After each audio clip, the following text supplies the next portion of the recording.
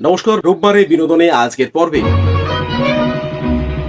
আজ কথা বলবো এইসব কালজয়ী ছবির পরিচালক অজয় করকে নিয়ে। ১৯১৪ সালের ২৭শে মার্চ শহর কলকাতায় তার জন্ম। তিনি যখন প্রায় ২০-এর কোঠায়, তখন বাংলা সিনেমাও নির্বাক যুগ পেরিয়ে কথা বলতে শিখেছে। এই সময়ে কলেজে পড়তে পড়তে তিনি অনুভব করলেন যে সিনেমার মাধ্যমটির প্রতি তার যথেষ্ট আগ্রহ রয়েছে, বিশেষত আলোকচিত্রের ভেতরে যে শিল্প, তার প্রতি তার অধিক আসক্তি রয়েছে। সেই সময় তো সিনেমা শেখার কোনো স্কুল ছিল না।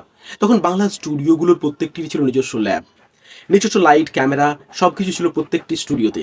তাই হাতে কলমে সিনেমার কৌশল শিখবার জন্য এই ল্যাবগুলো, অর্থাৎ এই স্টুডিওগুলোর জুড়ি মেলা ভার ছিল। তাই কলেজের পাঠ শেষ করে ম্যাটার্নিদের স্টুডিওতে যোগ দিলেন তিনি। যেহেতু তার স্বপ্ন ছিল আলোকচিত্রী হবেন, তাই প্রথমে স্থান হলো স্টুডিওর ল্যাবরেটরিতে। সেখানে শিখতে শুরু করলেন ফিল্মের প্রসেসিং এর কলা কৌশল। এইভাবে ল্যাবরেটরির কাজ ভালোভাবে শেখার পর তবেই একদিন অজয় ক্যামেরা ছোঁয়ার সুযোগ পেলেন। কিছুদিন গেল ক্যামেরার যন্ত্রপাতি জানতে, তারপর ক্রমে স্টুডিওর আলোকচিত্রী যতীন দাসের সহকারী হিসেবে কাজ শুরু করলেন। আলোকচিত্রের প্রতি অজয়ের অকুণ্ঠ ভালোবাসা ও আগ্রহ দেখে যতীনবাবুর বেশ ভালো লাগলো। কৌতূহলী যুবককে উজাড় করে শেখাতে শুরু করলেন। দুরন্ত মেধায় অল্প সময়ে লাইট তৈরি, ক্যামেরা পরিচালনা, সমস্ত খুঁটিনাটি অজয় শিখে ফেললেন। যতীনবাবুর শিক্ষা, সহযোগিতা ও আপন মেধার মিলনে বছর ৭-এর মধ্যেই অজয় কর হয়ে উঠলেন একজন স্বয়ংসম্পূর্ণ আলোকচিত্রী। এবং ১৯৩৯ সালে চারু রায়ের পথিক ছবিতে স্বাধীন আলোকচিত্রী হিসেবে তার প্রথম আত্মপ্রকাশ ঘটল। একে একে দেবকী বসু, নীরেন লাহিড়ী, হেমেন গুপ্ত, সত্যেন বোস প্রমুখ বিশিষ্ট পরিচালকদের ছবিতে কাজ করে ফেলেন। এ যেন তার জীবনের এক সুবর্ণ সুযোগ। সে সময়ের সুবিখ্যাত নায়িকা কানন দেবীর স্বামী হরিদাস ভট্টাচার্য, চলচ্চিত্র শিল্পী কয়েকজন কৃতি কলাকুশলীকে নিয়ে যৌথভাবে চিত্র পরিচালনার পরিকল্পনাও করে ফেললেন। সব্যসাচী নামে তৈরি হলো গোষ্ঠী।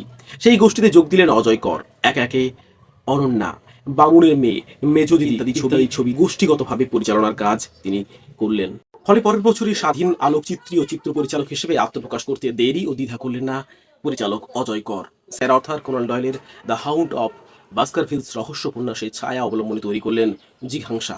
ছবিটি দর্শকরা বিপুলভাবে গ্রহণ করলো। সব দিক থেকে জিঘাংসা হয়ে উঠল একটি মাইলস্টোন। তারপর একে একে শ্যামলী, হার্ণসুর, শুনো বড় নারী, সপ্তপদী, সাত পাকে বাঁধা, পরিণীতা প্রভৃতি মাইলস্টোনের সম্ভার। বাংলা সিনেমায় তার সবচেয়ে বড় অবদান হিসেবে ধরা হয় ব্যাক প্রজেকশন প্রযুক্তির ব্যবহার। আজকের যুগে যা সহজ মনে হলেও সেই সময় স্টুডিওর ভেতরে বসেই আউটডোরের অনুভূতি তৈরি করা ছিল অত্যন্ত কঠিন কাজ। এই শিল্পে অজয় কর ছিলেন প্রায় অতুলনীয়। সপ্তপদী ছবির বিখ্যাত গান এই পথ যদি না শেষ হয় আজও ব্যাক প্রজেকশনের এক অনন্য উদাহরণ হিসেবে বিবেচিত হয়। ১৯৮৫ সালে তার জীবনাবসান হলেও বাংলা সিনেমার ইতিহাসে অজয় কর আজও এক উজ্জ্বল নক্ষত্র।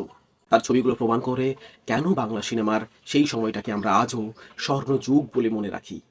ভালো থাকবেন।